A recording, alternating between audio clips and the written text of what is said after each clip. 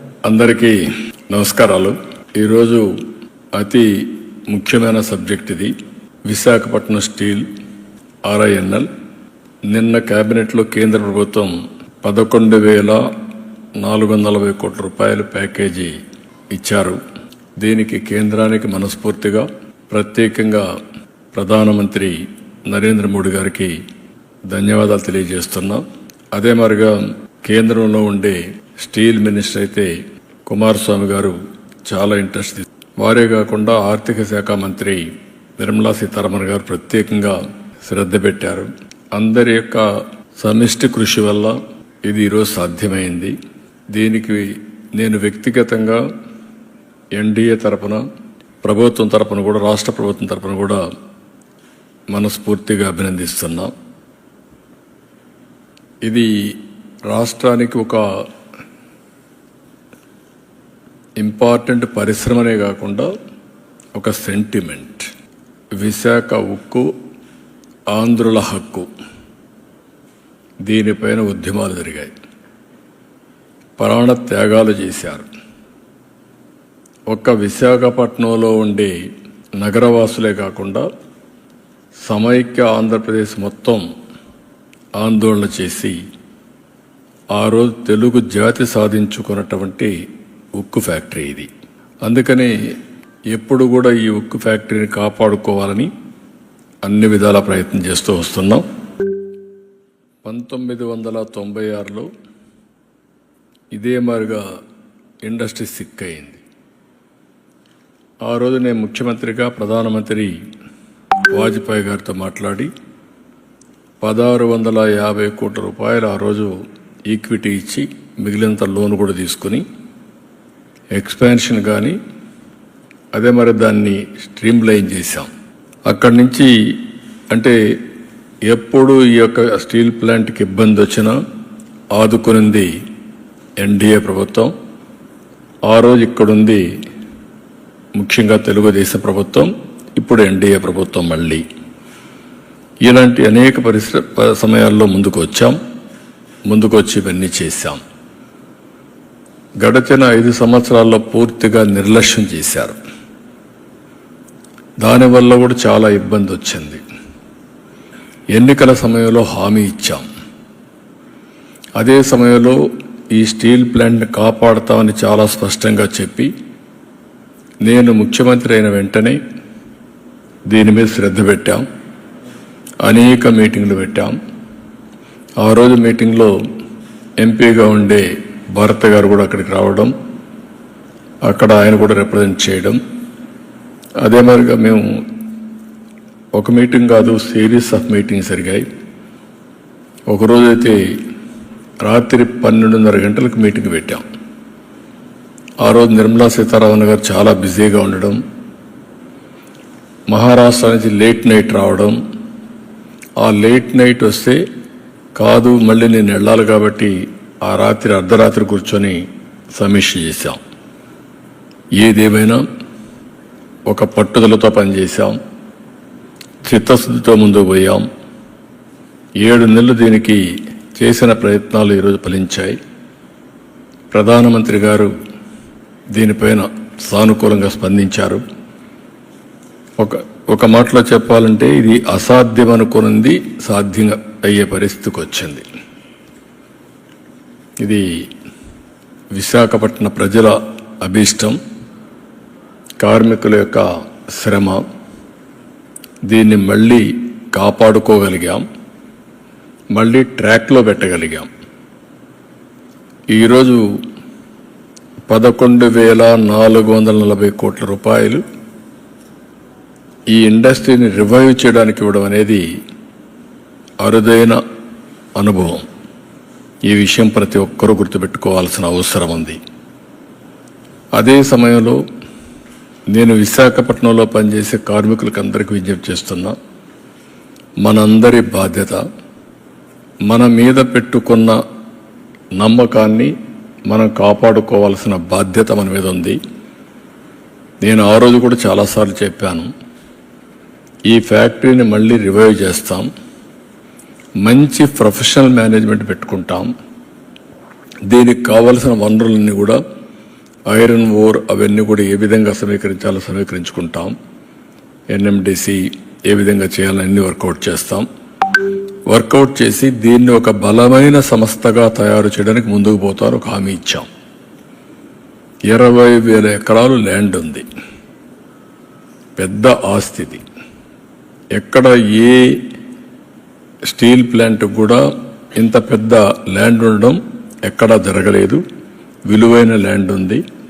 అలాంటి మంచి ల్యాండ్ ఉన్నప్పుడు అందరం కానీ కలిసి కష్టపడితే దీన్ని రివైవ్ చేస్తాను. నేను కూడా శ్రద్ధ పెడతాను. దీన్ని రివైవ్ చేసి మళ్ళీ కేంద్రం చేసే నిర్ణయం కూడా సరైన నిర్ణయమని వాళ్ళు కూడా ఆనందించే విధంగా మనం చేయాల్సిన అవసరం ఉంది. దానికి అందరూ కూడా ముందుకు రావాల్సిందిగా మరొక్కసారి కార్మికులకు విజ్ఞప్తి చేస్తున్నా. మేనేజ్మెంట్ కూడా కేంద్రం ఇమీడియట్గా మంచి ఒక ప్రొఫెషనల్ మేనేజ్మెంట్ వేయాలి.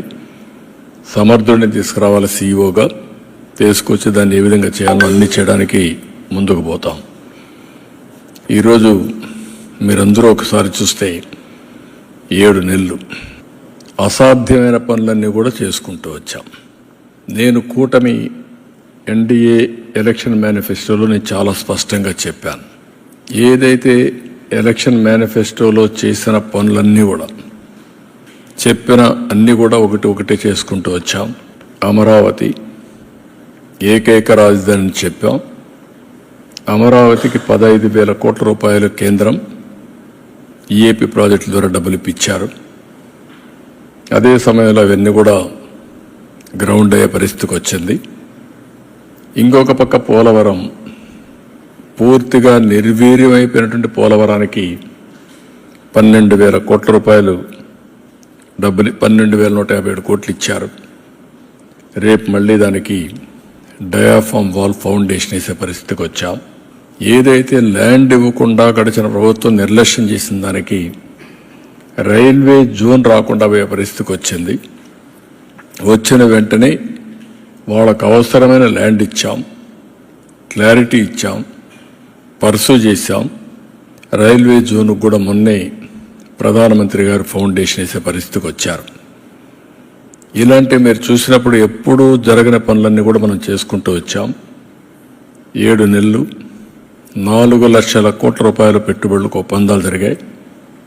మొన్ననే ప్రధానమంత్రి వచ్చినప్పుడు 2,08,000 కోట్ల రూపాయలకు ఫౌండేషన్లు కానీ ఇనాగరేషన్ కానీ వేసే పరిస్థితికి వచ్చారు. ఇంకొక పక్క విశాఖపట్నానికి ఉత్తరాంధ్రలో మేము ఏది చెప్పాము అవన్నీ కూడా ఈరోజు కార్యరూపం దాల్చే పరిస్థితికి వచ్చింది. ఒక పక్క టీసీఎస్ యువతకు ఉద్యోగాలు, ఇంకొక పక్క గూగుల్ని కూడా మెప్పిస్తున్నాం, ఎంఓయూ చేశాం. అది కూడా వస్తే data centre, artificial intelligence, data అనలిటిక్స్లో ముందుకు పోతాం. ఇక్కడి నుంచి సింగపూర్కి కూడా ఏదైతే సీ కేబుల్ వేసి ఇన్లాండ్ కేబుల్ ఒకటి సీ కేబుల్ వేసి అక్కడి నుంచి కనెక్ట్ చేసే పరిస్థితికి వస్తుంది. It is a great achievement అవుతుంది. ఇది కాకుండా మొన్ననే గ్రీన్ హైడ్రోజన్ ఒక పక్క ఎన్టీపీసీ జెన్కో జాయింట్ వెంచర్ కింద ముందుకు వచ్చారు. 1,80,000 కోట్లు ఖర్చు పెట్టే పరిస్థితికి వస్తుంది. ఇది కాకుండా ఇంకొక పక్కన మీరు చూస్తే ఏదైతే నిన్న మొన్న గట్టిగా చెప్పి ఇది చేశాం ఆర్సీఆర్ మిత్తల్, అల్టిమేట్గా ఈ ప్రాజెక్టు 14 మిలియన్ యూనిట్లు 14 million metric tons steel plant ఇది. దీనికి కావలసిన ఐరన్ ఓర్ అయితే గవర్నమెంట్ ఆఫ్ ఇండియాను ఒప్పించాం. ఫేజ్ 1లో 7 మిలియన్ మెట్రిక్ టన్నుల ఐరన్ ఓర్ ఇవ్వడానికి ఒప్పుకున్నారు.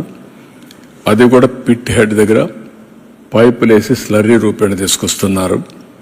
ఇది నక్కపల్లి దగ్గర తొందరలోనే ప్రారంభం అవుతుంది. ఈరోజు రేపు ఎంఓయూ చేస్తున్నాం. ఆ ఎంఓయూ అవుతానే పని కూడా ప్రారంభిస్తారు. ఒక స్టీల్ సిటీ వస్తుంది. ఒక పక్క గూగుల్ మొత్తంగా డేటా సెంటర్ రావడం, ఇంకొక పక్కన మీరు చూస్తే ఆర్సీఆర్ మిత్తల్ ఈ ప్రాజెక్ట్ వస్తే విశాఖపట్నం అనకాపల్లి మొత్తం కలిసిపోయే పరిస్థితి వస్తుంది. One of the best project ఇది కూడా రాబోతుంది. ఇవి కాకుండా ఇంకొక పక్కన మీరు చూస్తే ఓర్వకల్లో 2,786 కోట్లతో ఇండస్ట్రియల్ స్మార్ట్ సిటీకి ముందుకు పోయాం. కొప్పర్తిలో ఇండస్ట్రియల్ స్మార్ట్ సిటీకి 2,137 కోట్లు అక్కడ కూడా మొన్నే శాంక్షన్ అయింది. ఇంకో పక్క నక్కపల్లిలో ఈ స్టీల్ సిటీయే కాకుండా 14,000 కోట్ల పెట్టుబడులతో ఒక ఫార్మా సిటీ వస్తూ ఉంది, బల్క్ డ్రగ్ పార్క్ వస్తుంది. దీనివల్ల ఒక 70,000 మందికి ఉద్యోగాలు వచ్చే పరిస్థితికి వస్తాయి.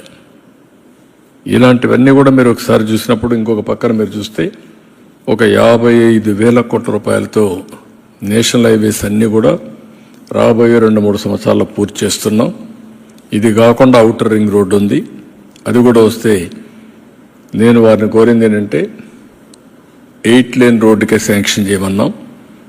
అట్లా కాకుండా ఇప్పుడు మనం ఏదైతే ల్యాండ్ ఎక్విజిషన్ చేస్తున్నా ఒకటేసారి చేయాలని ఇప్పుడు గట్టిగా చెప్పాను. అది వస్తే అది కూడా అవుతుంది. ఇది కాకుండా ఇంకొక పక్కన మీరు చూస్తే అనేక టూరిజం ప్రాజెక్ట్స్ కూడా సూర్యలంక, శ్రీశైలం, రాజమహేంద్రవరం, సంగమేశ్వరాలయం ఇక్కడంతా కూడా 400 కోట్లతో ఒక టూరిజం కారిడార్ కూడా ఒప్పుకొని ముందుకు పోతున్నారు. ఇవన్నీ చూసినప్పుడు నేను మొన్న అందుకే మీటింగ్లో చెప్పాను, డబల్ ఇంజిన్ సర్కార్, డబల్ ఇంజిన్ గ్రోత్. ఎగ్జాక్ట్గా అదే జరుగుతూ ఉంది. ఇప్పుడు ఈ ఇయర్ జిఎస్టిపి గ్రోత్ రేట్ కూడా నిన్నే అనౌన్స్ చేశాను, 12.94%, 12.94%. ఇది 15% పైన తీసుకెళ్లాలని, 7.5 నుంచి 15% తీసుకెళ్తే 2 times అభివృద్ధి చేయగలిగితే కన్సిస్టెంట్గా 2047కి 4.5 times పర్ క్యాపిటా రాష్ట్ర సంపద పెరిగే అవకాశం ఉంటుంది. ఇది ఒక వినూత్నమైనటువంటి ప్రయోగం. ఒక మాటలో చెప్పాలంటే అది ఒకటే సంపద సృష్టించే మార్గం. ఈరోజు కేంద్రం అన్ని విధాల ముందుకొచ్చి ఈ ప్రాజెక్టులన్నీ స్టార్ట్ చేయడం జరిగింది. ఒక పక్క మనం చేయాల్సిన ప్రయత్నాలు మనం చేస్తున్నాం. ఒక పక్క నేను చాలాసార్లు చెప్పాను, అభివృద్ధి సంక్షేమం రెండు కూడా పేర్లలుగా తీసుకెళ్తామని.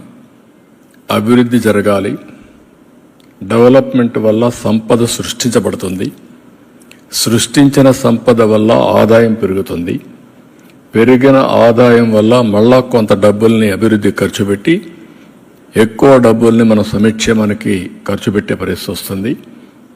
ఇది ఒకటే మార్గం, పేదరిక నిర్మూలన. అదే మరి ప్రజల్ని ఎంపవర్ చేయడం, దానికి నాంది పలికాం. చాలా సంతోషం.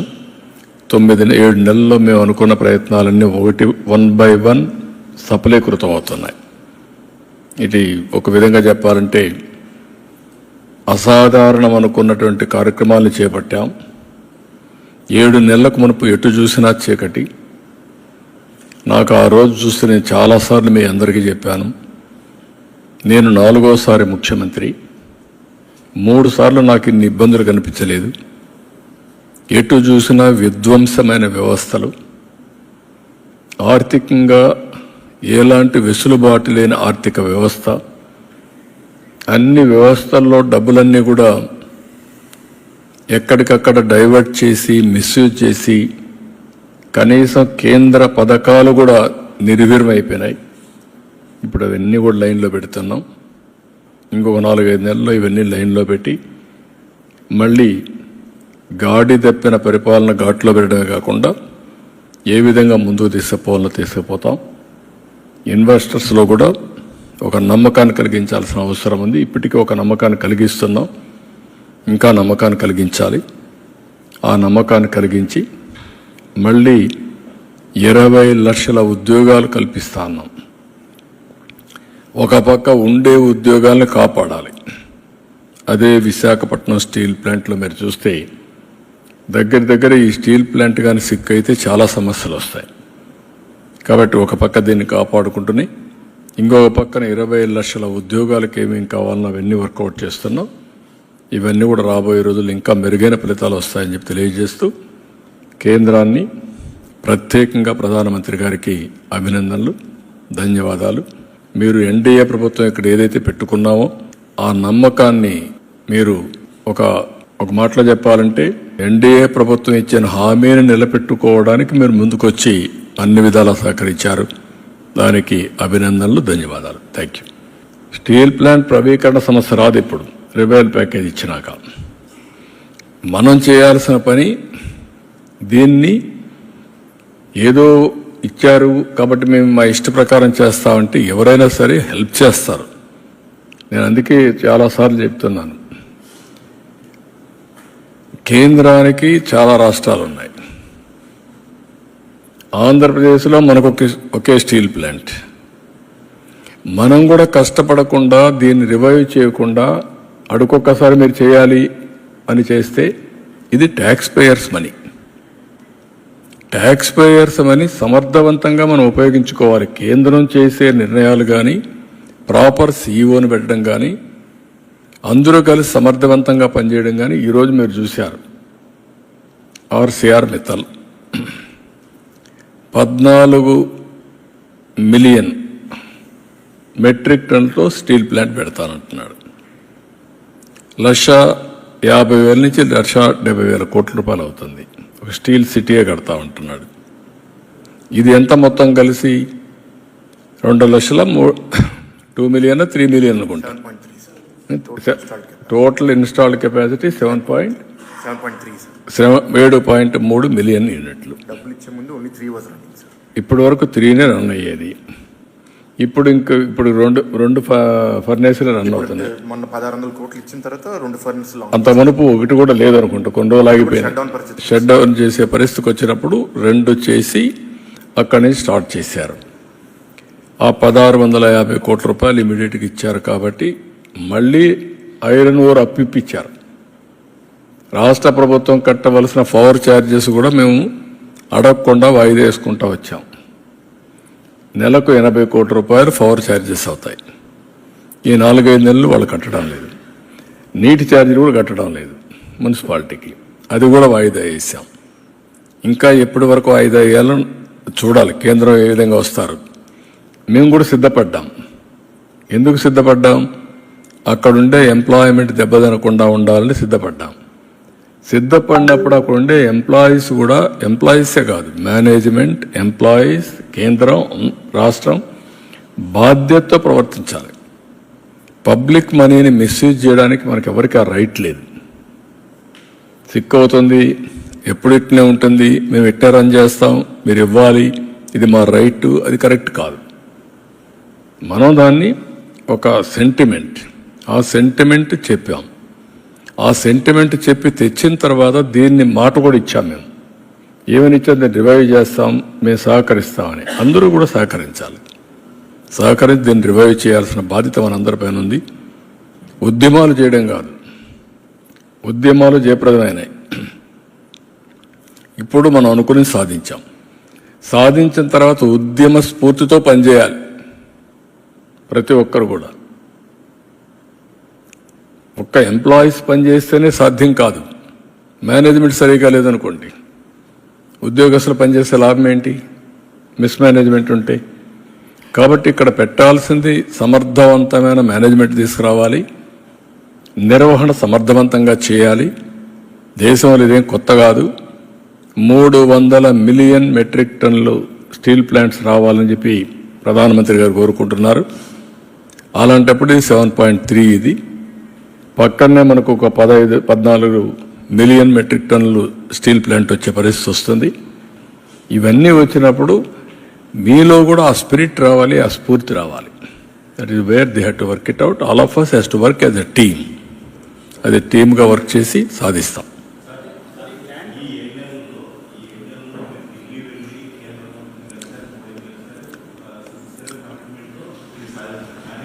గవర్నమెంట్లో ఆ ఇష్యూ వచ్చినప్పుడు దీన్ని పెద్దగా పట్టించుకోకపోవడం వల్లే కదా సార్ ఈ ఇష్యూ.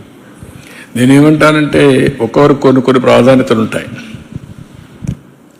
తెలుగుదేశం పార్టీ ఎన్డీఏలో మేము ముగ్గురం కలిసిన తర్వాత, ఇక్కడ ప్రజలు నమ్మి మాకు ఓట్లు వేసిన తర్వాత మేము ఇచ్చిన హామీలు ఒక్కొక్కటే నిలబెట్టుకుంటూ ముందుకు పోతున్నాం. అందులో ప్రధాన హామీ RINL రివైవల్. ఇది మామూలుగా అమరావతికి ఇచ్చేది డబ్బులు ఒక యాంగిల్, పోలవరానికి ఇచ్చిన యాంగిల్ ఇంకొక యాంగిల్. ఏది చట్టంలో ఉన్నాయి అవన్నీ.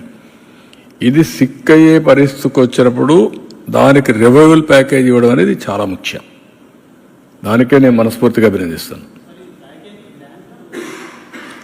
అవన్నీ అది ఈక్విటీగా అవన్నీ మీరు అక్కడే వచ్చింది. గ్రాంటా, లోనా, ఎవరిచ్చేది? Government of India factory. అది రివైవ్ అయితేనే డబ్బులు వస్తాయి. లాభాలు వస్తే వాళ్ళకి వస్తాయి, నష్టాలు వస్తే మళ్ళీ ఈ డబ్బులు పోతుంది. కాబట్టి గవర్నమెంట్ ఆఫ్ ఇండియా ఫ్యాక్టరీ కూడా గ్రాంటా, లోనా ఇవన్నీ ఎక్కడ రైజ్ అవుతాయి మీకు? Public sector government of India investment. అది నీది నాది కాదు.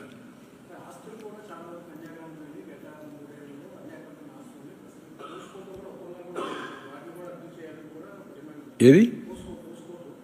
ఆ కొరియన్ స్టీల్ కంపెనీ గురించి గతంలో న్యూస్ వచ్చింది. ఇప్పుడు అవన్నీ అయిపోయినాయి కదా. ఇప్పుడు ఈ ప్యాకేజ్ ఇచ్చినాక అవన్నీ ఏమున్నాయి? ఇంకా మనం అన్నిటికీ ఫార్మాలిటీస్కి పోయి లేనిపోయిన ప్రాబ్లమ్స్ తెచ్చుకోవడం కంటే ఇచ్చిన అవకాశాన్ని సద్వినియోగం చేసి నేర్చుకోవాలి. పాజిటివ్ థింకింగ్ నేర్చుకోవాలి. రేపు అందుకే స్వచ్ఛ భారత్ పెట్టా మీ అందరికీ పెట్టింది. ముందు మైండ్ మార్చుకోమన్నా.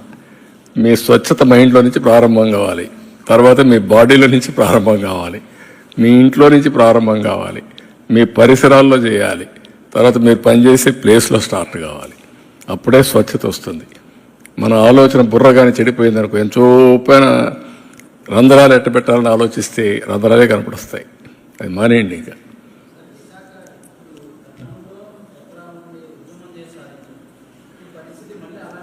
ఉద్యమం చేసి పరిరక్షించుకుందాం అన్నా.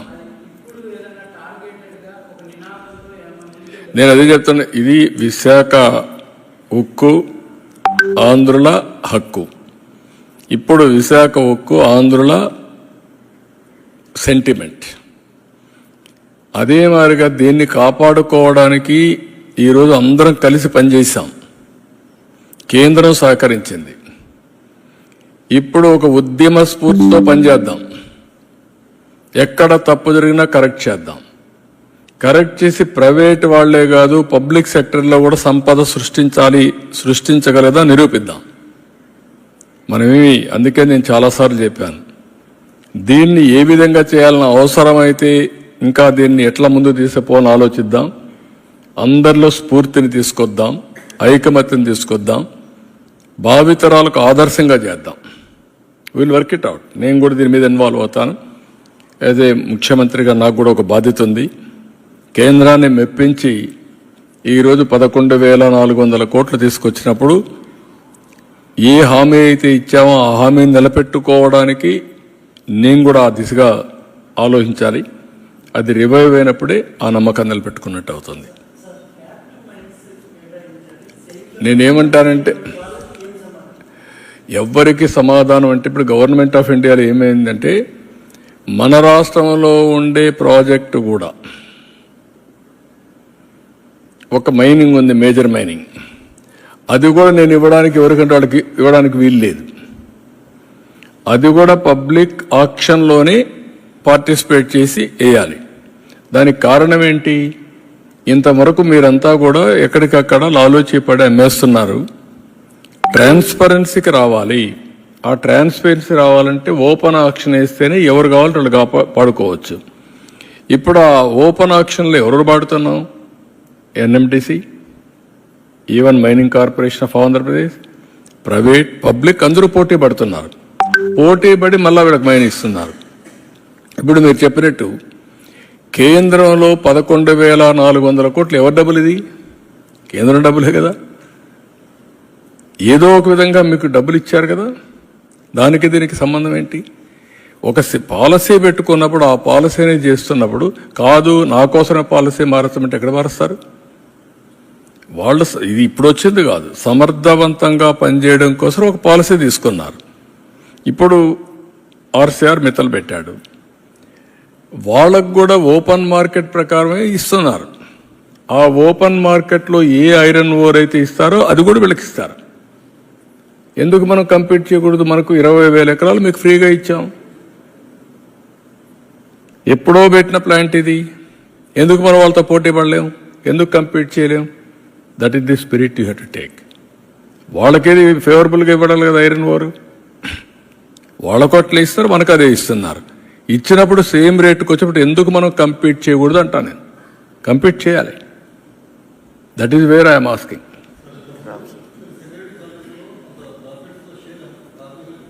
ఇది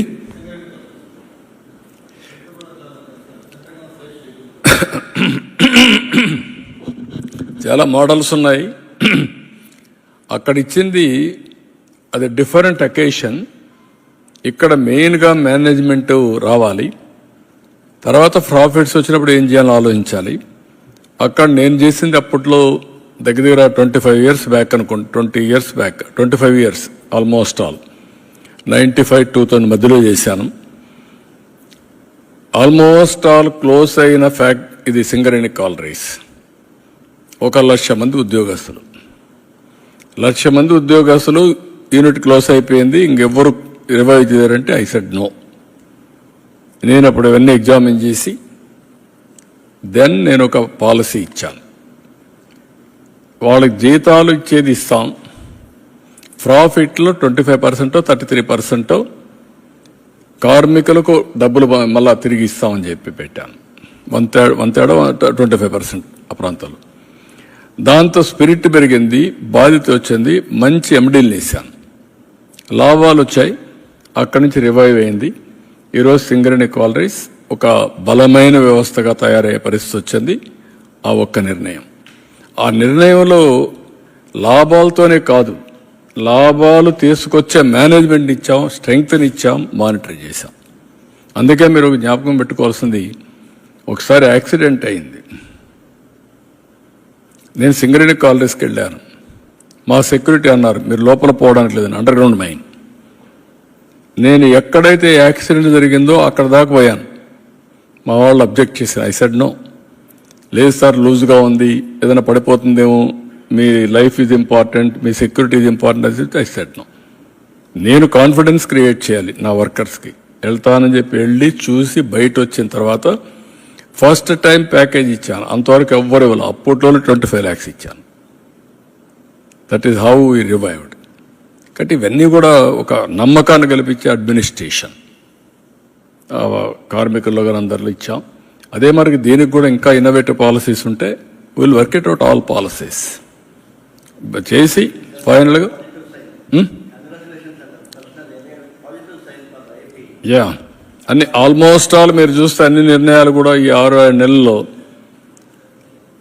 నిరాశ నిస్పృహల మధ్యలో కొట్టుకుంటున్నట్టు మనకి ఒక ఆశాజనకంగా కొన్ని నిర్ణయాలు వచ్చాయి.